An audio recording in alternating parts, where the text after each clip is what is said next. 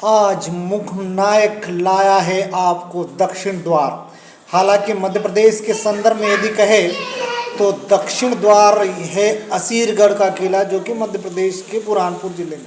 बहरहाल हम आपको दृश्य दिखा रहे हैं मध्य प्रदेश के उत्तर पश्चिमी सीमा पर स्थित भंवरगढ़ के किले की। जी हाँ, हम खड़े हैं भंवरगढ़ के इस किले की प्राचीर के मध्य में और आपको दृश्य दिखा रहे हैं इस किले का। ये जो किले का निर्माण है, इसके बुनियाद तो काले पत्थरों से है, लेकिन जो इसकी सजावट है, मेहराब है, और जो चारों ओर से जो वस्तुएं दिख रही हैं वो कहीं ना कहीं बारीक छोटी ईंटों से और चूने से जुड़ाई दृष्टिगत हो रही है। बहरहाल ये जो किले के अंदर का दृश्य है और हम ठीक उस अंदर की ओर जा रहे हैं और यहाँ पर एक प्रतिमा रखी गई है। हालांकि ये किले निर्माण के दौरान की नहीं है, बाद में रखी गई थी।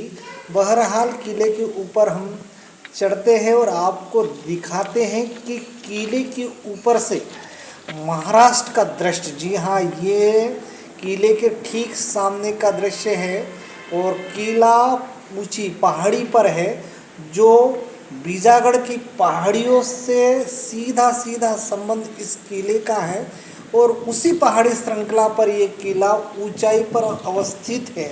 और ये जो दृश्य दिखा रहे हैं हम किले के ठीक ऊपर से, आपको ठीक सामने का ये उत्तर का दृश्य है, ये पश्चिम का दृश्य है और ये जो आप देखोगे ये दक्षिण का दृश्य है।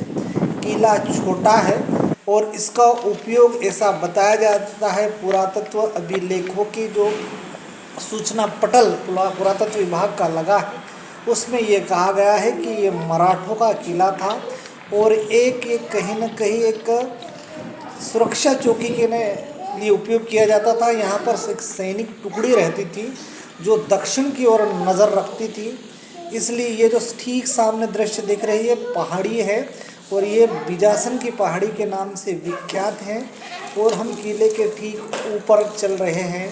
धीरे धीरे हम आपको किले के एक दृश्य दिखाने का प्रयास कर रहे हैं। किले के ठीक ऊपर चलने के लिए व्यवस्थित जगह है ताकि सैनिकों की चहल पहल रहे और सैनिक दक्षिण के ऊपर पूरी तरह से अपने नज़र रखे। ये ठीक सामने का दृश्य देखिए, ये किले के ऊपर जो बने हैं ये ऐसे दृश्य हैं, यहाँ से सैनिक नज़र तो रखते ही थे और यदि किसी प्रकार का यदि आक्रमण या कोई परदेशी या शत्रु कहीं दिखाई देता है तो ये जो किले के ऊपर बने हैं यहाँ से सीधा निशाना साधा जा सकता है। ये मुख्य द्वार पर ये यहाँ के एक पुराने जानकार खड़े हैं जो इस किले के संदर्भ में भी हमसे जानकारी देंगे।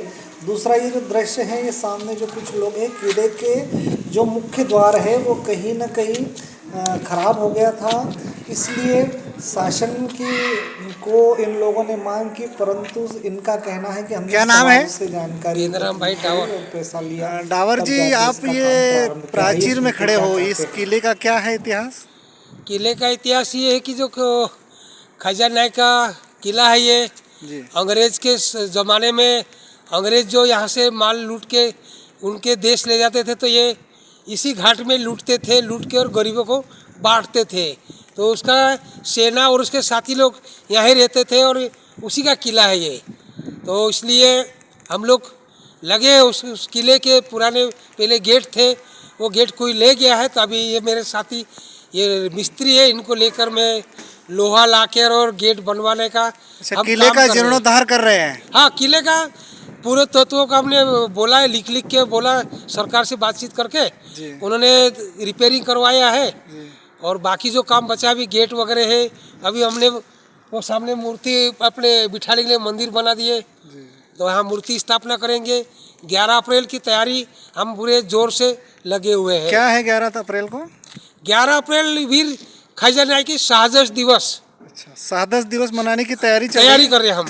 अच्छा, ये जो जीर्णोद्धार जो हो रहा है किले का, हाँ, उसमें जो पैसा लगना है, हाँ, वो कौन समाज लगा रहा है? सरकार? ये तो पूरे आदिवासी समाज पूरा चंदा करके गेट बना रहा, मूर्ति बना रहे और ये जो सब पूरा वो लगा रहे। पूरे तत्व विभाग ने थोड़ा बहुत टूटा फूटा था वो रिपेयरिंग ये सरकार ने पूरे तत्व आपने ने। सरकार से इसको जीर्णोद्धार के लेके कोई मांग रखी थी? पहले रखी थी हमने, लेकिन अभी हमने मांग उनसे आशा ही नहीं है, क्योंकि वो कई वर्षों हो जाते तब भी काम नहीं होता, तो क्या आस करें ऐसे सरकार से। इसलिए अभी हमने, समाज बहुत बड़ा है, समाज से चंदा लेंगे, पैसा लेंगे और समाज से के सामने वो हिसाब किताब रखेंगे और बताएंगे। शिवराज सिंह चौहान जब मुख्यमंत्री था, उन्होंने घोषणा भी करी थी हाँ। कि यहाँ पे मूर्ति की स्थापना करेंगे और उसका पूरा रिपेयरिंग वगैरह जीर्णोद्धार करवाएंगे। जी। बाकी कुछ हुआ नहीं उनसे भी, वो भी बदल गई सरकार। घोषणा करीब 7 साल पहले हुई थी, 2018 या 19 में। अच्छा। तो उसके बाद में अब तो शिवराज सिंह चौहान मुख्यमंत्री भी नहीं रहे, अब हम जाके हाथ फैलाए तो किसके सामने फैलाए, इसलिए समाज से थोड़ा बहुत चंदा पाला करके और जितना हो रहा है उतना कर रहे हैं। बाकी फिर देखते हैं और जैसे क्या जैसे जैसे होता जाएगा वैसे वैसे करेंगे। करेंगे। शिवराज सिंह ने किले का निर्माण अच्छा, भी बोला था। पुरातत्व विभाग द्वारा वो पीछे लगाया गया है। हाँ, वो उसका गलत लगा है, इतिहास वो गलत है, ये वो वो इतिहास सही वो नहीं पूरा है। इतिहास सही नहीं है। वो शिवराज सिंह ने इस किले का अपने मूर्ति स्थापना वो बनाएंगे बोल रहे थे, और दूसरे यहाँ की कोई ऐतिहासिक घटना, कई युद्ध का वर्णन ऐसा आपके संज्ञान में हो? ऐसा कहीं वो नहीं है हमारे ऐसा पास, तो कुछ नहीं है, बुजुर्ग लोग ऐसा बताते बाप थे दादा लोग बोलते हैं कि जैसे यहाँ पे यहीं पहले से रोड तो लड़ते था थे। नहीं, बाकी पगडंडी जैसे यहाँ रास्ता था, यहीं से महाराष्ट्र जो माल जाता था और महाराष्ट्र से शिप में लोड होता था। अच्छा। तो अंग्रेज जो घोड़े पे माल लोड करके ले जाते थे यहाँ से, सोना चांदी लूट के, अच्छा। उसको यहाँ लूट लिया जाता था खाजा नायक द्वारा। और मतलब लूट इस हिसाब से नहीं लूटते थे कि वो लूटपाट कर रहे हैं, वो लूट के और गरीबों में बांटते थे। अकाल गिरा था, बताते अकाल में उस समय कुछ नहीं था, तो बड़े बड़े पूंजीपति को लूट कर वो ले जाते थे, तो इन्होंने उनसे छीन के गरीबों को बांटते थे। ये काम था, उनको डाकू बनाए, जबकि वो डाकू नहीं थे, वो क्रांतिकारी थे वो बेचारे। देश हित के लिए करा जो भी कुछ उन्हीं करा। का जो बचा थोड़ा बहुत काम है, उसका काम हम कर रहे हैं अभी।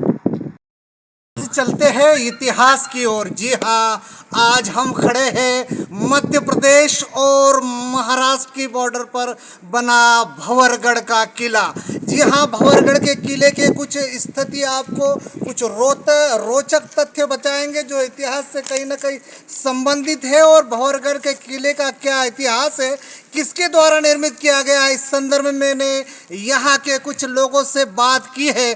बहरहाल ये जो किला है मध्य प्रदेश और महाराष्ट्र के बॉर्डर पर बसा है, और जहाँ तक इसके दक्षिण दिशा की बात करें तो दक्षिण दिशा में है महाराष्ट्र राज्य और उत्तर दिशा में है मध्य प्रदेश। जी हाँ, तो यह जो बॉर्डर का क्षेत्र है, इस क्षेत्र में यह किला बसा है, और ऐसा बताया जाता है, जहाँ तक पुरातत्व अभिलेखों के लिखे एक अभिलेख के अनुसार यदि बात करें तो ये मराठों का किला था और एक ये सैनिक छावनी हुआ करती थी। लेकिन यहाँ के स्थानीय जो नुमाइंदे हैं, जो आदिवासी लोग हैं, जो कहीं ना कहीं इस किले से इनके पूर्वज जुड़े थे, इसलिए उनके अनुसार कहा गया है कि ये वीर स्वतंत्रता संग्राम सेनानी खाजा नायक का किला था। जी हाँ, खाजा नायक का भारतीय इतिहास में एक गौरवपूर्ण इतिहास वर्णित है, और उसमें ये कहा गया है कि उनके द्वारा ये किला निर्मित किया गया था, और किले इस उद्देश्य से निर्मित किया गया था कि इस देश में जो